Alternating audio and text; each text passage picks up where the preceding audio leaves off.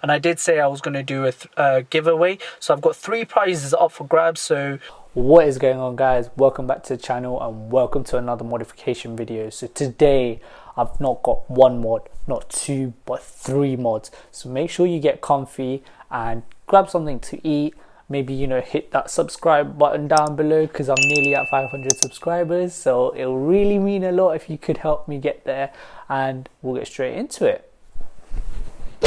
You guys wouldn't believe me if I said I washed this car only 24 hours ago, actually even less than that, and just look how filthy it is. And that's why I had to give it a quick wipe down with some waterless wax. So the reason I taped it around this area was so I know exactly where to stick the new badge on. And you know, it's always a good idea just so you don't forget. Once you finish masking around the area, get yourself a heat gun or a blow dryer like I am, because I don't know where my heat gun's gone, but basically heat up around the area. And you know, the masking helps to, you know, protect the paintwork to some extent, I guess. And the next thing you got to do is get some fishing line and do a sawing motion between the adhesive and the badge. So you have to be extra careful here so you don't scratch the actual paintwork. That's why you need to pull towards yourself to minimize the risk of actually scratching it. As you can see, it came off pretty easily, and you know, then I used my fingernails to get as much adhesive off as possible. But then, you know, from doing the other side, I realized it's much easier to use something like Goo Gone. It's basically some adhesive remover. It makes your job so much easier, and I highly recommend, if you've got any other job where you're removing something that's stuck on, definitely recommend Goo Gone because it makes it, you know, 10 times faster, definitely more efficient.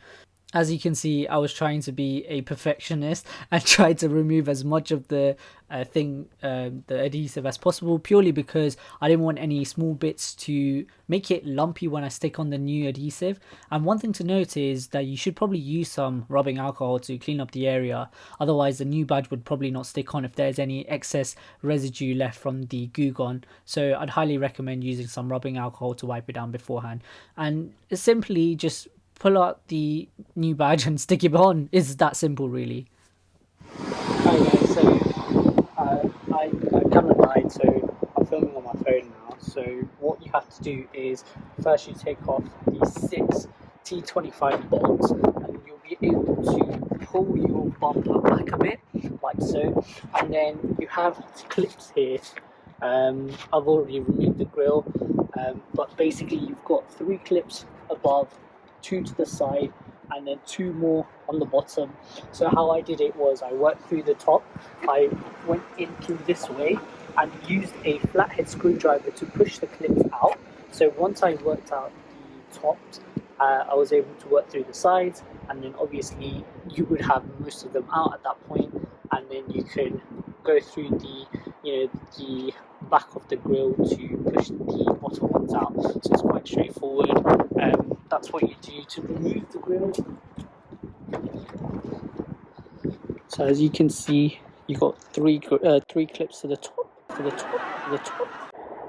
3, and then 2 to the side, which is over there, and then 2 on the bottom. So it's quite straightforward. So push these little tabs when you're behind the bumper to get the top ones out. Similarly, use a flathead to get the side ones out, and then work to the bottom ones. It's quite straightforward. And then, you know, the replacing part is the easiest bit. You just push it back in, line up the holes. Simple. See? Let's take a look. Look at that. Looks perfect. So yeah, that's the install done. And then once you do that, all you got to do is put the 6 bolts back on, and then put the weather stripping back on. So quite a simple install, to be fair. Sorry my camera died, you couldn't see me working through it, but yeah, this is the best I got for you, and hope you like my new gloves. They're really warm. Alright guys, so the final and third mod is these LED lights. I kind of wanted to change them a long time ago, but I also didn't want something tacky. But I just bit the bullet and ordered some LED lights off eBay, and I'm going to try fitting them now. So to check this works, I'm going to put this in here and turn it on. There you go. So these are the lights, and obviously try to make it work. Oh, there you go. So I'm going to leave it on red, and there's shitload of wires I'm going to have to manage. So first things first, let me sort this out into 2 fronts. Yep, I'll leave one on that side, one on this side. Is that the best way to do it? I think so. Okay, hold on. Okay, there's going to be a lot of wires and a lot of tangling happening, but I'm sure we can fix that later. But leave those 2 in the back, and it's really simple. I'm going to put my hood on because it's starting to rain. But all you got to do is literally stick these on the bottom of the thing. I mean, I thought it would be a little bit brighter, but then again, it is the daytime, so that's probably why it's not so thing. And if you can see, can you see like this bit of the car? So I'm gonna I'm gonna put these wires in between the trim here, so it doesn't, so it can't really be seen. So let's do that. Let's pull back the 3M tape, which is really fiddly. Okay, and I'm literally gonna just stick it on here.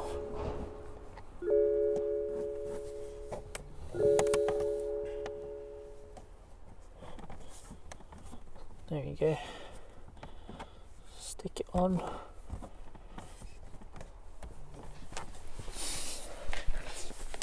And then I can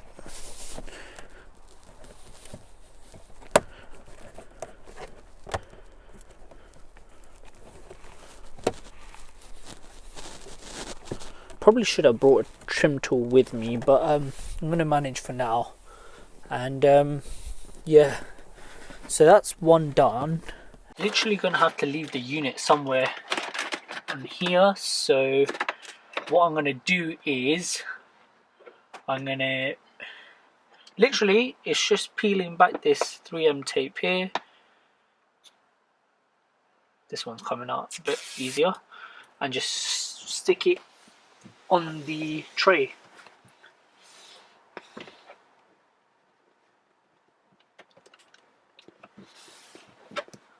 I don't know if you can see that, but let me. So literally just stuck it on the tray. Obviously this light here, I'm gonna have to do something about it, see how bright it is, to be fair, and then we'll go from there. So the rest of it is basically cable management. As I was trying to say, I'm going to tuck these wires in within this trim part here, so it looks a bit neater, and obviously I'm going to have to do something about this bit here. Alright guys, I just wanted to give you a quick little insight into how I actually managed my wires. It was a bit of a headache because I've also got the Apple CarPlay wire, so I kind of left that out, hoping I would, I guess, manage it in the future, out of sight, out of mind. But no, it gave me a good opportunity to, I guess, clean up my interior right now. So yeah, let me show you exactly what I've done. Starting from the driver's side, sorry, the car is extremely dirty. Obviously the LEDs are here, and what I did was I actually doubled up on the LEDs, which would make it a lot brighter. And because I have a coupe here, I didn't see the point of putting it in the back because I hardly get passengers in the back. But anyway, I basically fed it through this trim piece here all the way, and I took off the silver trim piece, which is quite easy. You literally put a trim tool in between the edges and pry it out, and I also pried this bit out, and I fed the the footwell lighting wires through here all the way across. And this is the main unit here. the power cable, which is coming off this USB here, because my other USB port, I use that for like an actual USB for like videos and things like that. It's quite straightforward. I tucked everything where I could, to be honest, and made it as clean as possible, and it doesn't look too bad, especially in the dark. I doubt you'll be able to see it, but there's a little bit of a jumbled mess over there. I tied it together with one of them, what's it called? Can't even remember the name now. You know those things that come with the product when you have a lot of wires, and it's yeah, anyway, that thing. And I stuck it down in the corner, like I said, out of sight, out of mind. And just to reiterate, I did double up on the LEDs, so I've got two sets, one next to each other, to make it a little bit more bright. And yeah, that's about it really. So yeah guys, that's basically my cable management and my final mod for the video. I've got a lot more coming on its way. Honestly, it's just because of COVID and all its delays, deliveries taking so long, but don't worry, they will be coming soon. And I'm also going to eventually start releasing the car reviews. Hopefully I can do a bit more in the next few weeks.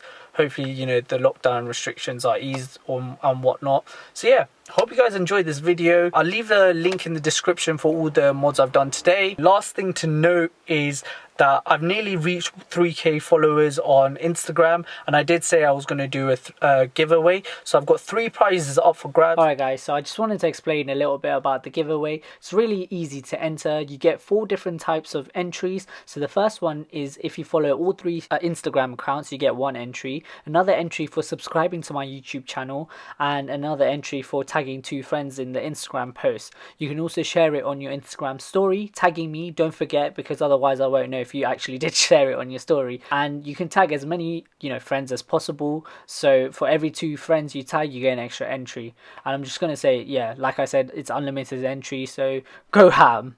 First place gets a personal photo shoot with the best car group in London, the section. Second wins a drawing of their car by German Gas UK, and the third prize is a set of footwell lights like the ones I installed in this video. Pop over to my Instagram and check out the post and the giveaway, and you know, best of luck with it, and I'll see you guys in the next video.